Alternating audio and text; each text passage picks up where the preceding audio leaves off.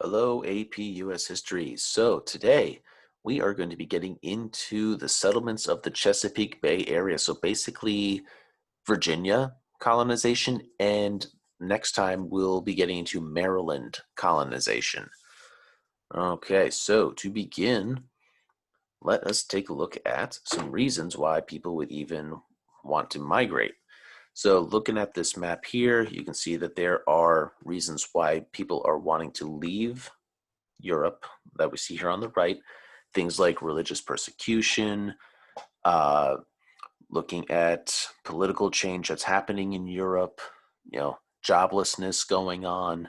So people are looking for opportunities, and the Americas, we're finding out that there's people talking it up like, oh, this place has it all. There's work to be found there because it's untapped resources that can be used and harvested. So it is looking very, very good to a lot of people. All right, so Virginia. What we get is the charter for the Virginia Company.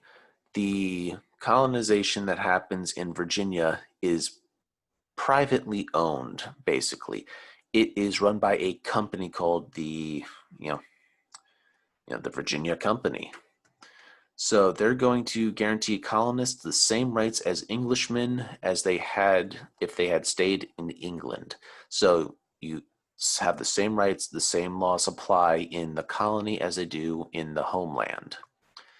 Right? This provision incorporated into future colonist documents. So basically, any English colonies that would be successful after Virginia would basically have the same rules apply to them.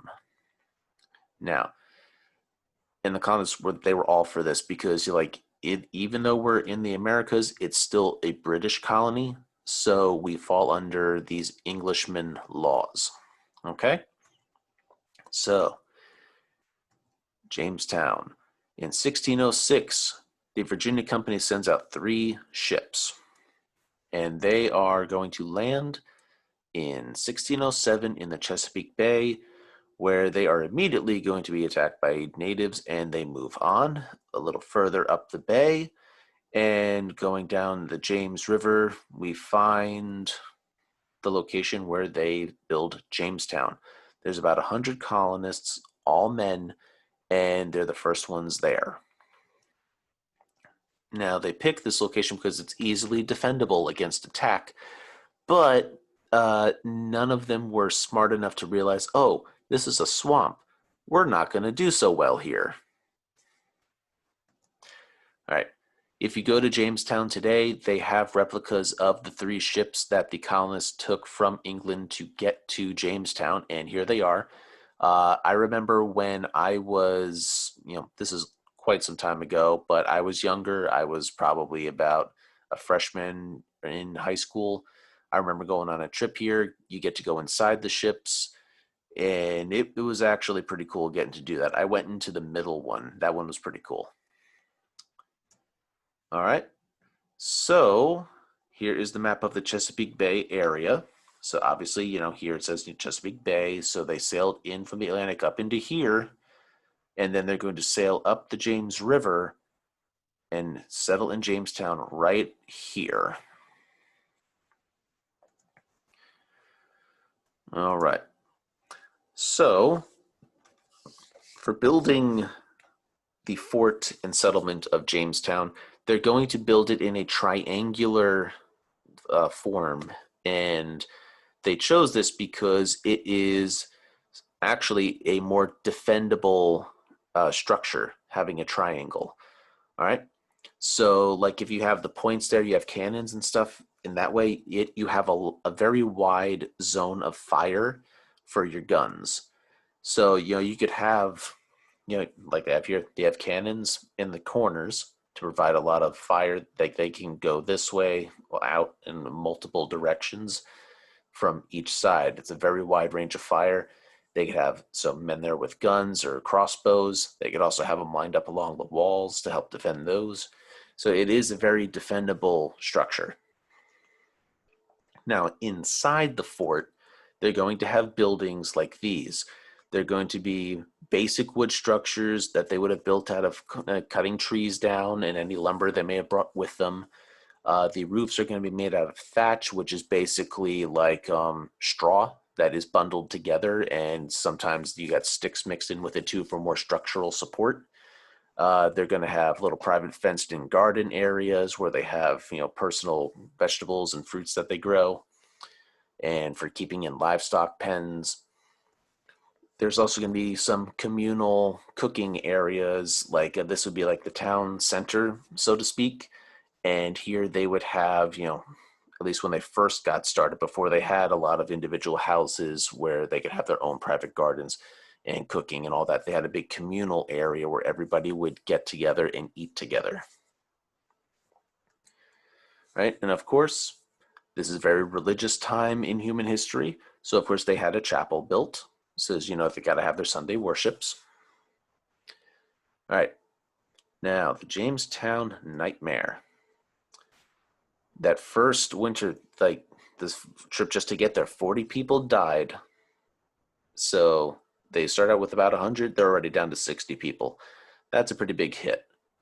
In 1609, another ship from England lost its leaders and supplies in a shipwreck off of Bermuda, which is an island that is about a fifth of the way between North America and Europe. So there's going to be a lot of, that's just a big hit to them. Settlers are dying by the dozens. And the gentlemen, the rich men, the people from rich families back in England, they don't work. They think they're basically just going to manage and boss people around in the colony, and that's about it. So they're certainly not helping the situation. So, like, they could go out and they could hunt and fish, but they're not doing that. So people are going to start starving, as well as from the diseases of living in a swamp. All right. Settlers are also going to be wasting a lot of time looking for gold. The Virginia area is not very abundant in gold or anything of value like silver also. So they're basically wasting their time digging holes in the ground, looking for precious metals that they can make them rich, instead of like doing more effective things like getting food so they don't die. All right. Now, of course, we all know how Captain John Smith is a part of the Virginia colonization at Jamestown. So he was an adventurer. He was all about trying to find some gold too, but he's also, as I'll mention later, going to be a big part of why the colony even survived. And of course, can't talk about John Smith without bringing up Pocahontas. I later on in this episode, I will get into like the whole Pocahontas saving John Smith thing, because there is some myth to it. And I'll tell you a little bit more about Pocahontas when she went to England. She got married to John Rolfe, all that stuff. That comes in just a little later.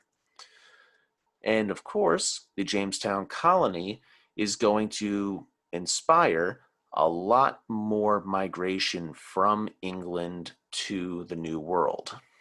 All right. As you can see from this map, a lot of people, almost 200,000 people, over the course of 50 years are going to migrate from England to North America and to the Caribbean, most of which are going to the Caribbean. All right. Now, getting into the Chesapeake Bay area, the James River settlements, we're going to have large plantations and we're going to have small farms. The large plantations are basically anything over 100 acres. That's a lot of land. Some people later on in Virginia's history would be having, thousands of acres. Now, these plantations would also be, 5 miles or more apart, so they're very spread out, isolated. Keep that in mind for later. Now, social problems, yes, people start to grow apart this way. They start not wanting to work together. Economic problems, they're a little more at risk being exposed by themselves to whatever may be out there. So as you can see here, they're spread out like all over the place. And this, of course, is a little bit later on after, you know, Jamestown has been established fully. But these first couple of years from 1607 on are going to be very, very trying, as we will see very shortly when we talk about the starving time, okay? From 1607, well, that year, we have 104 colonial deaths. So, because remember that ship that shipwrecked in Bermuda, some of those guys are going to eventually get to Jamestown, and a lot of people are going to die. We're down to very few left now. And by the spring, only 38 people are left alive out of over 100, well over 100 people. That is huge losses due to disease and starvation and exposure to the elements like cold. In 1609, 300 more people are going to come to Jamestown. And by 1610, after that winter, 60 people are alive. That is catastrophic losses, okay? So that's like 20% of those people were alive after this. From 1610 to 1624, 10,000 people are going to migrate to Jamestown. By 1624, well, the end of 1624, the population's about 1,200 people because of starvation and disease, because they're in a swamp. You would think they would learn not to live in the swampy areas. So life expectancy, if you're an adult, 40 years old. I'm 32. I would be considered an old man by these standards, okay? I probably wouldn't be alive if I was in Jamestown at my age, okay? Any children who were there, because after 1620, women and children were starting to be in Jamestown as well. You had a very low percentage chance of surviving. 80% chance you're going to die if you're under the age of 5 years old. That's pretty bad. All right. So the high mortality among husbands and fathers left a lot of women in the Chesapeake colonies with an unusual amount of autonomy or control over their lives and farms and businesses, as well as money. So that's something that was very unusual to Englishmen, English people. All right. So there's some more women control going on as well. Now, we have to talk about Powhatan. Chief Powhatan, he was in control of the Powhatan Confederacy. Right? They dominated a couple dozen tribes in the James River area when the English arrived. Okay? So think of like you get an alliance going on, but one tribe is in charge and the others basically go along with whatever he wants because, he's the most powerful leader in most powerful tribe. So it kind of works that way. You do what the big guy says. The English called all Indians in the area Powhatans because Chief Powhatan was the leader. That's why we called them the Powhatan Indians or the Powhatan tribe. So, yeah, because of this guy. All right. Powhatan, he saw the English as allies. Like he saw how he might be able to use them to his advantage against his enemies, the other Indians who are in the region who are perhaps trying to start a fight. All right. So this map right here, the darker area, shows the Powhatan Confederacy. And as you can see, it is most of the Chesapeake Bay area and the rivers that are coming off of the Chesapeake. It's a very large area when you think about it. It's bigger than the state of Delaware, or it's probably roughly equal in size to the state of Maryland that he is in control of. So that's a pretty big deal. And as you can see here, the English settlers are like right smack in the middle of it all. Now, Powhatan's villages, they are established like fixed in like enclosures. They have like walls around their villages. They have like permanent housing in these areas. They don't move around from place to place. They have farms that they manage, growing things like corn and squash, like how we see here. You know, they got beans, squash, corn, mushrooms. They hunt the local game. They catch fish in the rivers. So they have a very full like diet. All right. Now, relations between the natives and settlers are going to progressively get worse the more time goes on. Now, there's going to be a general mistrust that is based off of, the cultures being vastly different and the language differences because people can't understand what each other is saying or things are being misinterpreted. All right. So, like, here's an example. Englishmen, they're used to men doing all the work, basically, like the labor intensive work, like farming, hunting, fishing. Well, hunting and fishing, some of that stuff is seen kind of as leisure, partially work, but, building the houses, digging ditches, doing all the farming work.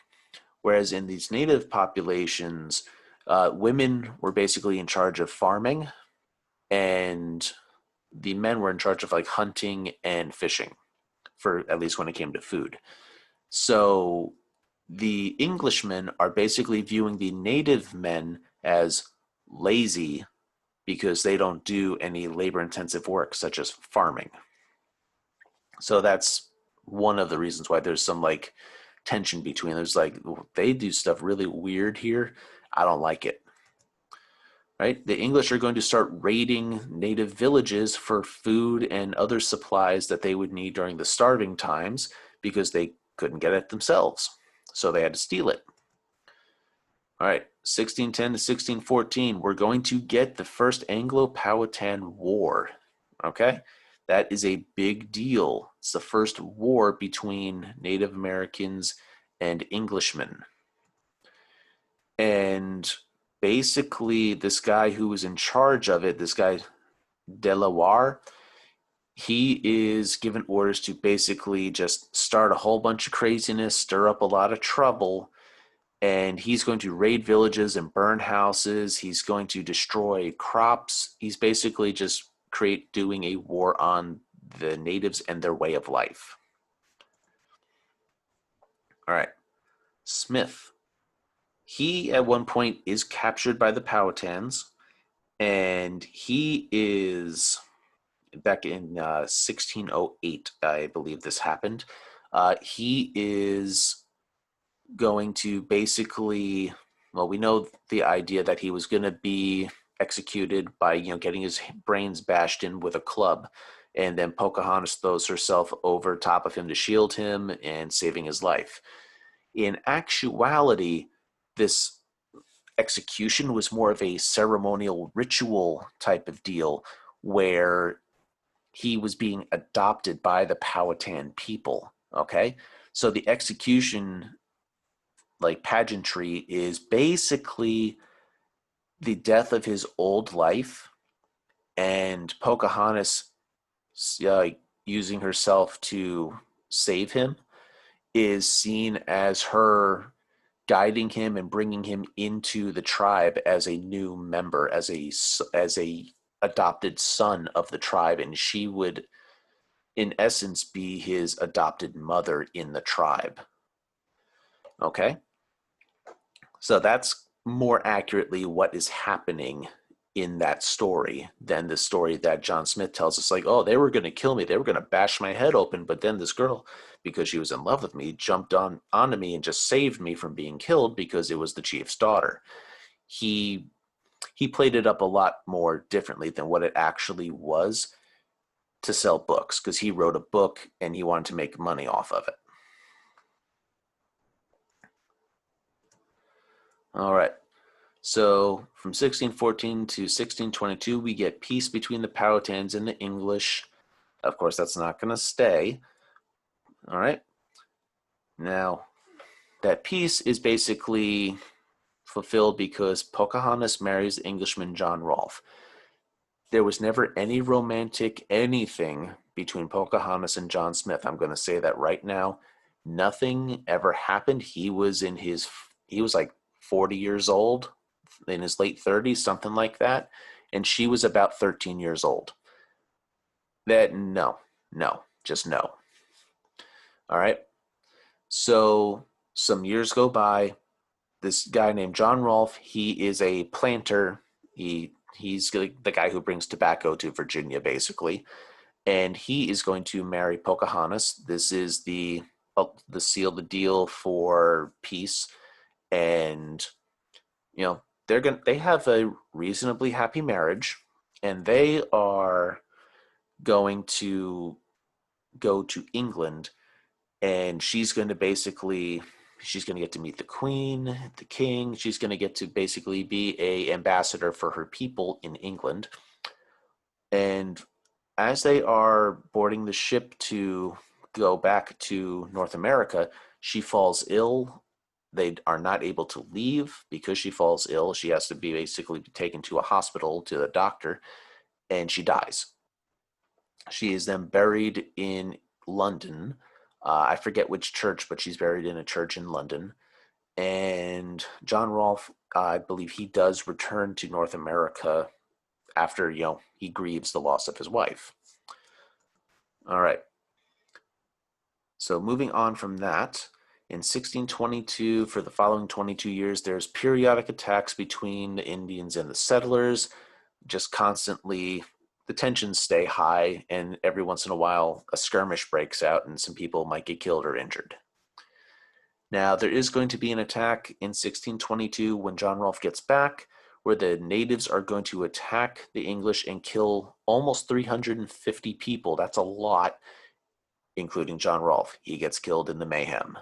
So, pretty messed up. The guy who helped bring peace ends up getting killed in the end. And the Virginia Company called for a perpetual war against Native Americans. So basically, make war on them whenever possible. Yeesh.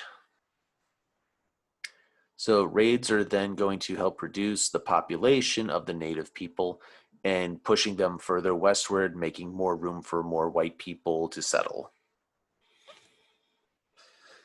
Right, so talking about that 1622 fight, this is one artist's depiction of what this may have looked like. You can see total chaos. You have people who are getting, attacked and stabbed with knives. People are getting clubbed to death, like this woman's about to get her head bashed in while trying to protect her child. We got more canoes and boats full of natives who are attacking further up the river. They're just raiding and pillaging all over the place. But I can't say that I blame them, because the English were doing the same, if not worse, to the natives as well. All right. From 1644 to 46, we have the Second Anglo-Powhatan War. All right. This is basically the last push that the Powhatan make for trying to get rid of the English. After this, it's basically like they're not going anywhere. We gotta get out of here and just let them be, and hopefully they'll let us be. All right, so there's going to be a peace treaty, and basically it's going to remove the Powhatans from their ancestral land. So basically they lose all of their land, and they have to move into other native tribes' territory. Otherwise, it could mean just death. All right. And now we have formal separation because there's a fully controlled English area now. All right. A little bit more with John Rolfe. It's one depiction of him. All right. He is going to be what makes the colony finally prosperous. And by prosperous, I mean making money, money, money. And that is with tobacco.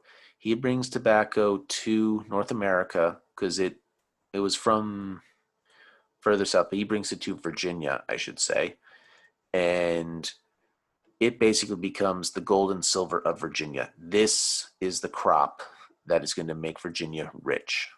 It becomes a cash crop. All right. So here's the evolution or growth of the tobacco market for Virginia. From 1618, where they made 20,000 pounds of tobacco, eventually, by 11 years later, they're making 1.5 million pounds of tobacco for sale. That is a lot of tobacco and a lot of money that can be made. That's millions that can be made. Now, we are also going to see that prices are going to drop after 1618. This is partially due to King James the First of England. He was the first big anti-smoker because he thought that smoking tobacco was disgusting, so he didn't want people smoking. So he basically had the first anti-smoking campaign in Western history. All right, but people are still going to like it. There's going to be ups and downs in the market, but after 1710, we're going to see a steady increase again in prices. All right, that is where we're going to stop today. When we come back next time, we're going to continue and finish up Virginia, and we're going to talk about Maryland.